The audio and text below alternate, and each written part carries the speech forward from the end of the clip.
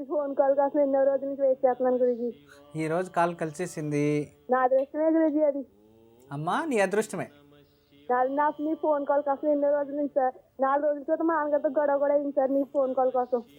అస్తమాన నువ్వు మెసేజ్ పెడుతున్నావు, డబ్బులంతా ఖర్చు అయిపోతుంది, నీకు ఫోను రాదు, ఏం రాదు. ఏమి రాదు, నువ్వు చేస్తున్నావు అని చెప్తున్నారు, అవి చేసుకో, నువ్వు చాలు, నువ్వు ఫోన్ మెసేజ్ చేయకొని తిట్టాను సార్ 4 రోజుల క్రితం. నైట్ అంతా ఏడుస్తూనే పడుకున్నాను. నువ్వు అది ఏడ్చుకొని పడుకున్నావు కదా, అందుకే ఈ రోజు కాల్ కలిసింది. దేవుడు నిన్ను కరుణించేశాడు తల్లి. అవును సార్, రోజు చేసుకుంటానండి. చాలా ఆనందంగా ఉంది సార్. ఇప్పుడు కష్టాలు పడ్డ కన్నీరు కూడా మర్చిపోయి మీతో మాట్లాడగలుగుతున్నామండి. సరే తల్లి, సరే. నాది రాశి నక్షత్రం ఏమంటారు గురించి 20వ తారీఖు 2వ నెల 1997 జన్మించానండి. 97 90 97 అండి. 97. ఇప్పుడు 20 సంవత్సరాలు అంతే మీకైతే. ఇంకా ఏం చదువుకున్నావు? నేను 10th క్లాస్ చదివాను సార్. 10th క్లాస్ చదివినప్పుడు ఒక అబ్బాయి ద్వారా నాకు కొద్దిగా ఇబ్బంది జరిగింది. దానివల్ల నాతో చదివి మనసుని డిస్కరేజ్ చేస్తారండి. చూడు, ఎవరి వల్లనో నీ జీవితమే పాడైంది. అదే సార్, ఒక అబ్బాయిని ఇష్టపడడం జరిగిందండి. ఆ టైంలో తెలియదు గురూజీ. కాల్ రికార్డింగ్ చేశారండి, అబ్బాయి నేను మాట్లాడుకున్నది. ఓ అబ్బాయి నువ్వు మాట్లాడింది కాల్ రికార్డ్ చేస్తారా? ఎవరు చేసింది? ఊరంతా ఇచ్చారండి. మా ఇంట్లో వాళ్ళు, మా బావని, మా మేనత్త కొడుకు ఇచ్చాడండి నన్ను పెళ్లి చేసుకునే అబ్బాయి అండి. ఇప్పుడు ఏం చేయాలి సార్, నా జీవితం అనేది అప్పుడు అతనితో పెళ్లి చేసుకున్నాను. మా ఇంట్లో ఒప్పుకోవట్లేదండి. ఈ సైడ్ మా నాన్నగారు చెప్పిన మీద చేసుకోమంటున్నారు. ఈ ఆరోగ్యం కూడా బాగాలేదు, స్కిన్ అలర్జీ అనేది పట్టేసి 2 రోజులు ఊరుకుంటలేదండి. సరే తల్లి, సరే తల్లి, నువ్వేం టెన్షన్ పడకు, కంగారు పడకు, ప్రశాంతంగా చెప్పండి సార్. నా నక్షత్రం రాశి పుష్య నక్షత్రం, కర్కాటక రాశి. రాసుకో. పెళ్లి ఇప్పుడు ఫిక్స్ అయింది కదా? మామూలుగా మాట్లాడుకున్నారంటే ఇష్టమా కదా, అబ్బాయిని అమ్మాయిని అడగమని అన్నారు. ఇష్టమా అంటే పండుగ వెళ్ళాక మాట్లాడుకుందామని వెళ్తే అన్నారు అంతే. పండుగ వెళ్ళిన తర్వాత అసలు ఉందా సార్? నాకు అయ్యేది ఇతనితోనే అవుతుందా సార్? ఎందుకు ఇతను అంటే నీకు ఇష్టం లేదా? అయితే మీ బావ అంటే అవుతుందా సార్? ఇష్టం ఉన్నా ఇష్టం లేకపోయినా. నువ్వు చేసుకోవాలనుకున్నావా వద్దు అనుకున్నావా? అది చెప్పు, మీ అమ్మ ముందర చెప్పు, పర్వాలేదు సార్. నాన్నగారు అమ్మగారు చెప్పింది. అయితే చేసుకో తల్లి. ఇప్పుడు బావ నీ పైన ఎంత ప్రేమ పెట్టుకో అంటే నేను వెనకే ఫాలో చేసి అతని పైన గొడవ పడతాడు చెప్పు? నువ్వు బాగున్నావు కదా, చూడ్డానికి మంచిగా బాగున్నావు, నీకేం తక్కువ చేస్తాడు దేవుడు? బాగున్నావు తానే లక్షణంగా చూడ్డానికి. అవును సార్. అందుకే మీ బావ కూడా నీ పైన ఇష్టపడ్డాడు, పెళ్లి చేసుకుంటాడు, చక్కగా ఆరాంగా ఉండండి. వేరే వాళ్ళకి ఎవరికైనా చేసుకుంటే ఇబ్బంది పెడతాడు. మీ బావే కదా, బావకు అన్నీ తెలుసు కాబట్టి బావ నిన్ను క్షమించేశాడు కాబట్టి ఏమి ఇబ్బంది రాదు. ఆరోగ్యం బాగుంటుందా సార్? ఆరోగ్యము బాగుంది. కొంచెం యూట్రస్ ప్రాబ్లం ఉంది, గర్భకోశం రిలేటెడ్, తర్వాత థైరాయిడ్ ప్రాబ్లం వస్తుంది అని ఉంది. ఇంత అప్పుడప్పుడు సైనస్ ప్రాబ్లం వల్ల హెడేక్, తలనొప్పి వస్తుంది. ఇంతకు మంచి మేజర్ ఇంకేం ప్రాబ్లం లేదు. ఇప్పుడు స్కిన్ అలర్జీ అన్నావు కదా, ఇది కూడా తగ్గిపోతుంది. నేను కొన్ని ఆయుర్వేదిక్ చెప్తాను, అది చెయ్యి, సరేనా?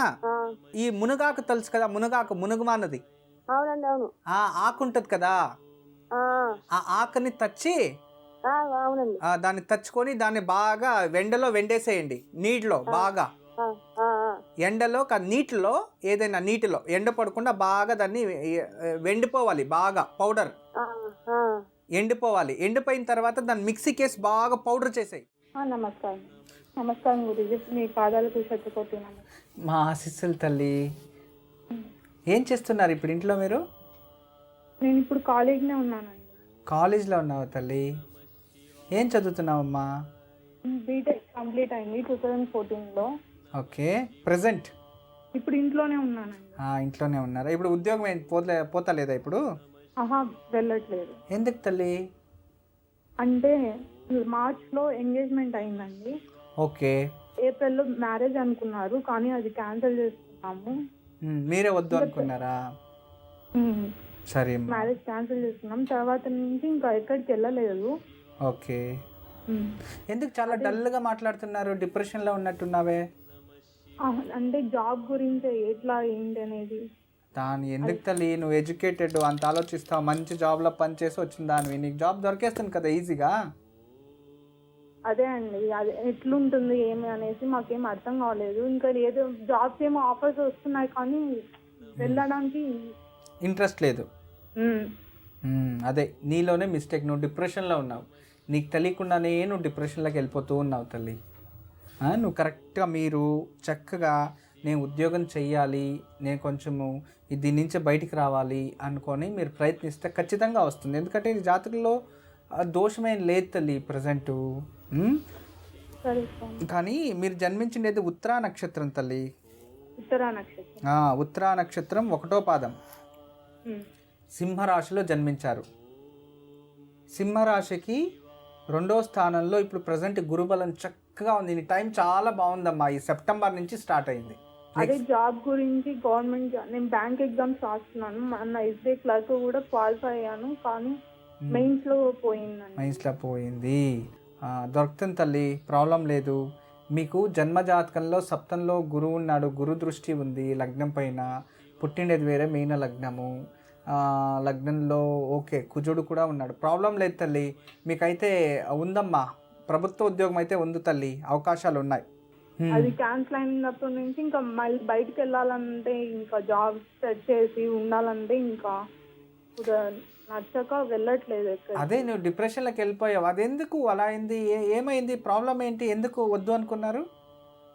అంటే ఆ అబ్బాయితో కొంచెం మాట్లాడుతుంటే ఇండిపెండెంట్గా ఉండలేక తనకి వాల్యూస్ లేవు సార్, అందుకు. అంటే ఫ్యామిలీస్ వాల్యూస్ తెలీదా? మ్యారేజ్ ఎంగేజ్మెంట్ అయిన తర్వాత నుంచి కొంచెం అథారిటీగా ఉంటే ఇంకా నచ్చక నాకు. ఓకే, ఇప్పుడే ఇంత అథారిటీగా ఉంటే ఇంక పెళ్ళైన తర్వాత ఎలా రూల్ చేస్తారో తెలియదు, భయపడి వద్దు అనుకున్నావు కదా. దాన్ని నువ్వెందుకు డిప్రెషన్లోకి వెళ్తావు? వస్తే అతనికి నిన్ను చేసుకునే ఒక రుణం లేదు అంతే. లేదా తను అది చెప్పుకోకుండా నా మీదకి ఇట్లా అమ్మాయి వేరు, అమ్మాయి అంతా బయట అంతా అట్లా చెప్పేసి తను అట్లా మ్యారేజ్ క్యాన్సిల్ చేయించాడండి. అంటే నీ పైన నిందలు వేశాడా? దానికి ఎందుకమ్మా, నువ్వు కేర్ చేయద్దు అవన్నీ. ఇప్పుడు ఏనుగా దారిలో వెళ్తూ ఉంటే కుక్కలు మరుగుతూ ఉంటాయంట, అది కేర్ చేస్తుందా? చేయకూడదు. దేవలోకాన్ని చూసి కుక్కలు బొగులుతూ ఉంటాయి, దేవలోకానికి ఏమవద్దు, కుక్క అంతే. అర్థమైందా? వాళ్ళు ఏ నిందలు వేసినా వాళ్ళు వెంగలి వాళ్ళే మింగాలి, అవును కదా. ఆ నాలుక ఏం మాట్లాడినా కూడా టంగ్ వాళ్ళదే, అది వాళ్ళే అనుభవిస్తారు. నువ్వు ప్రశాంతంగా, నువ్వు తప్పు చేయలేదు, నీకెందుకు భయము? కింగ్లా ఉండాలి తల్లి, నువ్వు క్వీన్లా ఉండమ్మా. నువ్వు అవన్నీ మనసు నుంచి తీసేయి, ప్రశాంతంగా ఉండు, దాని గురించి ఆలోచించేది వద్దు. నువ్వు ఇలా చక్కగా మీరు కోచింగ్ క్లాస్కి వెళ్ళి చక్కగా కోచింగ్ తీసుకోండి, బ్యాంక్ ఎగ్జామ్స్కి ట్రై చేయండి, సరేనా?